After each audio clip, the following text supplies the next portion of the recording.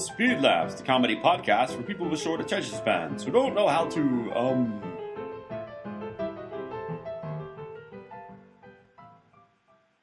Ladies and gentlemen, Alfredo the Great, the world's greatest high diver, in his own opinion, will dive from the platform above the stage. There he goes, he's beginning to climb the steps. You think he'll make it, Boyle? That ham, he'd jump off the Empire State Building if somebody was looking. Yeah, but this stunt he's doing now, well, what's the matter with it? Imagine wasting all that good gin on a fella like him. You can't get it nowadays, you know. You can if you know the password. That's why I can't get it. I forgot the password. Banana oil. Really? I thought it was Tony sent me. They changed it. Shh. Do you want to watch this act or not? Sure I do. And he's about to take off, not into a tank of water, not into a tank of Coca-Cola, not into a tank of tea, ladies and gentlemen, but a tank full of bootleg gin, direct from Smokey Joe's Speakeasy. Are you ready, Alfredo? The Great! The Great. Yes, I'm ready. But before I jump, ladies and gentlemen, I'd like to tell you a little story. You see, when I first come over from Italy, my grandfather, he said...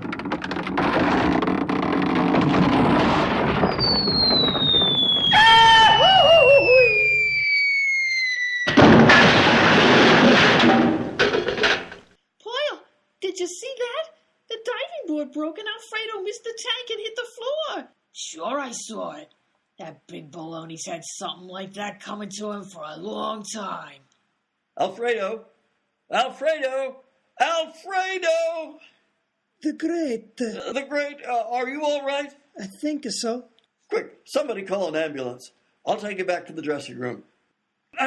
Ladies and gentlemen, we will be unable to continue with Alfredo the Great's performance this evening. The next act will be Sir Geoffrey Hunter's famous dramatic players performing a scene from Hamlet. Thank you. What happened? Alfredo the Great fell off his diving board and missed the tank. He landed on the floor. Is he all right? Looks like it, but we better get him to the hospital. Ed, come here. Are you thinking what I'm thinking? We should buy some sandwiches because they only cost a dime in 1928? No. That diving board didn't break by accident. What do you mean? Well, look at Alfredo. An arrogant egomaniac. I'm sure a lot of people in this theater had reasons not to like him. You mean... Yeah. I think somebody tampered with that diving board and made him have an accident. Oh, I say, if I could only get that blasted time machine working, we could go back to 10 minutes ago before he had the accident and prevent it from happening. Yeah, when are you going to get that damn thing fixed anyway? I'm trying, Miss Maroney. Yes, you are very trying. Oh, and you have to pick a fight now. A man's just been injured. There'll be another man injured if you don't sort this thing out. Stop it. This is no time to fight. Now I have 3 mysteries to solve. 1, how are we going to get out of here? 2, who stole Professor Pumpernickel's other time machine? And 3, who tried to kill Alfredo the Great? Is he all right? I think so. Where's that doctor I called? Come in. Good evening, gentlemen. I'm Dr. You're supposed to open the door before you start talking. Oh.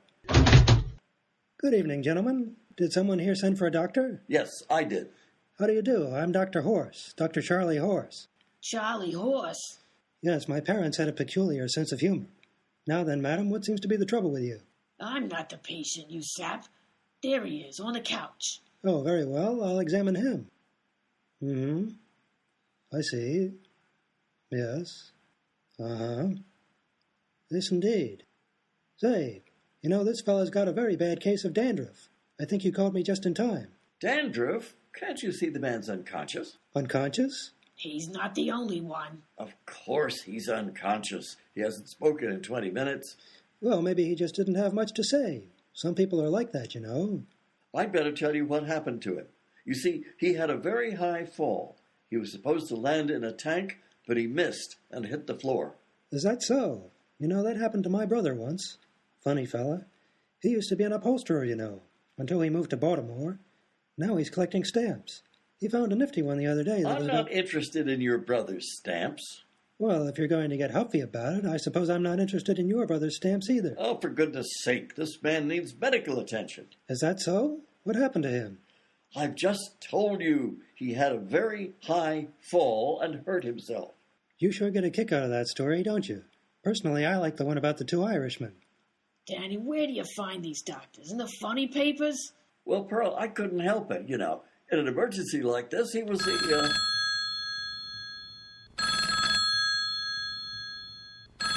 Hello? Hello? Dr. Horse speaking. You're supposed to pick up the phone before you answer it, you fool. Oh, I never do that. I know it's never for me anyway. It's coming from the other room. I'll get it. Hello? Hello, Pearl. It's Freddie. I was watching from the back row. Say, that was a pretty neat job you did of crabbing Alfredo's act. Now we'll show that big ham that we mean business.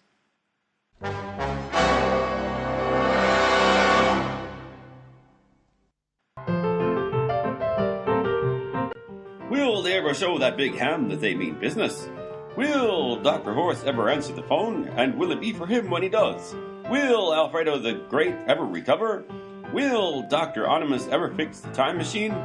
Will the delivery man in Rose's office in 2018 ever get the money Rose owes him for coffee and donuts? Will Nathaniel Clute ever play the flute? Will that plan take root? Will he wear a new suit? And will he look cute or look like a newt? Hey, knock it off or I'll give you a boot. Sorry, will this show ever make any sense? Tune into the next episode of SpeedLaughs and find out. That was the 12th episode in the second series of SpeedLaughs, a short podcast for short people with short attention spans, written by Andrew Gilmore and featuring Andrew Gilmore, Dick Lee, Joe McCann, and Martha Michael. We hope you enjoyed it, and if you didn't, who cares?